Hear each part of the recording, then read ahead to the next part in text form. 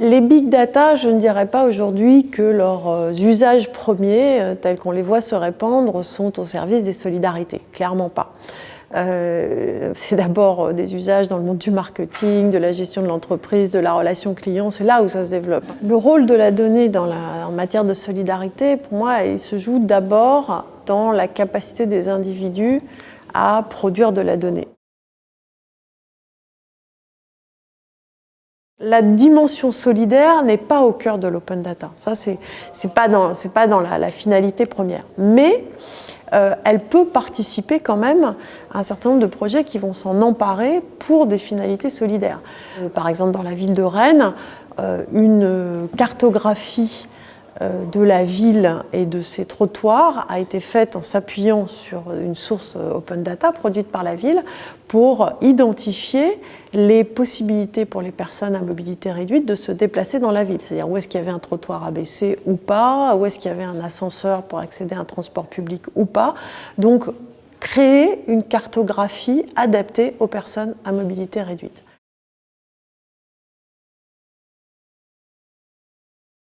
Il y a différents lieux en France notamment qui travaillent à cette acculturation des populations à la donnée de manière à ce qu'ils puissent s'en emparer et s'en servir. Mais aujourd'hui, en termes de solidarité, ce qui est le plus intéressant, c'est quand les acteurs produisent la donnée dont ils ont besoin en mode crowdsourcé. Je vais prendre un exemple, y compris sur des dimensions qui peuvent être à la fois de solidarité et un peu politique. Au moment de l'ouragan Sandy qui s'était déroulé, qui avait été passé au-dessus de New York, sa banlieue, enfin qui avait balayé la côte américaine, états-unienne, en fait, c'était assez intéressant parce qu'il y avait eu pour le coup une mauvaise interprétation des données qui avaient été produites par les réseaux sociaux. C'est-à-dire qu'on avait commencé, les acteurs publics avaient commencé à utiliser les données des réseaux sociaux pour identifier les zones les plus touchées. Sauf qu'il y avait un biais méthodologique absolument énorme, c'est que ce sont évidemment les quartiers les plus riches qui sont les plus équipés en smartphone et qui donc envoyaient de l'information en temps réel sur les dégâts causés par l'ouragan. Mais les quartiers les plus pauvres, donc moins équipés en smartphone, étaient négligés. Et donc, les acteurs du mouvement Occupy Wall Street ont créé un collectif qui s'appelle Occupy Sandy, où ils ont cartographié sur un mode collaboratif la réalité de l'impact de Sandy dans les quartiers populaires et de manière non seulement à le cartographier, à faire, je dirais, une contre-carte, mais surtout de manière à organiser des solidarités de quartier en fonction des endroits les plus touchés. Donc vous voyez, là, on est typiquement sur un exemple où les acteurs eux-mêmes ont coproduit la carte et les outils dont ils avaient besoin pour créer de la solidarité de proximité.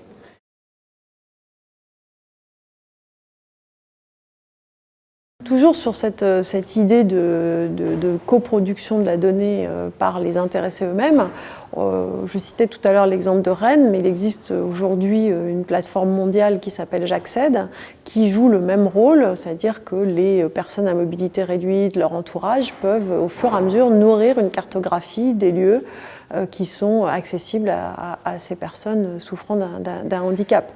Donc là, on est typiquement sur un exemple d'usage solidaire de la data. Et en fait, on n'est jamais mieux servi que par soi-même. Donc ce qui est intéressant, c'est qu'aujourd'hui, quand on parle d'open data, on pense d'abord de la donnée qui a été libérée par les acteurs publics, mais en réalité, l'open data le plus intéressant, si je puis dire, c'est cette open data coproduit. On connaît bien sûr Wikipédia, mais on connaît un peu moins OpenStreetMap, qui est un outil de cartographie ouvert collaboratif. On peut citer OpenFoodFact, qui est un autre site où les gens peuvent partager de l'information sur les denrées alimentaires, sur la qualité des aliments. Il existe aussi un site équivalent sur les produits de beauté et d'hygiène qui renseigne sur ces produits. Et donc voilà, tous ces sites coproduisent de l'information qui vont mettre de la transparence ou sur lesquels on va pouvoir ensuite construire des actions solidaires ou des actions de plaidoyer.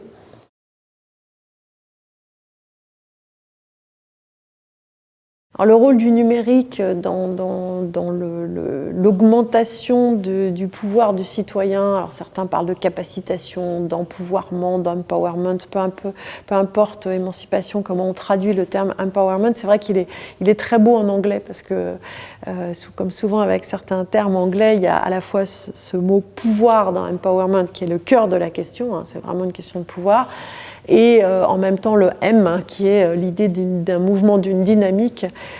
Donc ce changement dans la place du citoyen dans la cité, là encore il ne faut pas l'aborder avec naïveté, ce n'est pas le numérique tout seul qui va permettre d'augmenter cette capacité d'agir du citoyen, c'est une volonté, d'abord ce qui est important, c'est la capacité à mobiliser le numérique dans des actions collectives et pas seulement dans des actions individuelles. Parce qu'en fait, aujourd'hui, on est tellement imprégné d'une idéologie libérale, au sens, cette fois-ci, du libéralisme politique, mais un libéralisme politique focalisé sur l'individu. Et ça, c'est très lié au numérique. Je dirais que c'est un des inconvénients du numérique, c'est que tel qu'il s'est développé, c'est, voilà, on va faciliter la vie de l'individu dans la cité, encore une fois avec l'approche servicielle, mais on est focalisé sur l'individu qui devient plus mobile, plus autonome, plus etc. Et on oublie le rôle du numérique dans la capacité à construire du collectif. Donc si on veut aller vers une forme de citoyenneté active plus riche, il faut vraiment penser numérique et collectif.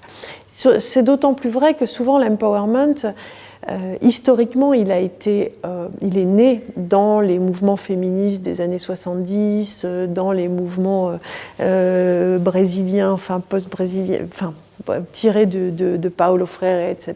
Donc vraiment, et aussi porté par les travailleurs sociaux qui travaillaient dans les quartiers noirs américains de Chicago et autres. Donc c'était vraiment pensé comme un outil d'émancipation collective. Et en fait, petit à petit, il a perdu cette dimension collective pour être rabattu sur une dimension uniquement de moi tout seul, je me forme, je gagne en autonomie, etc. Donc mon plaidoyer, c'est de retravailler sur ces formes de mobilisation du numérique sur des logiques collectives. Il y en a, hein, bien sûr, mais elles sont, à mon avis, pas encore suffisamment pensées, réfléchies, embarquées.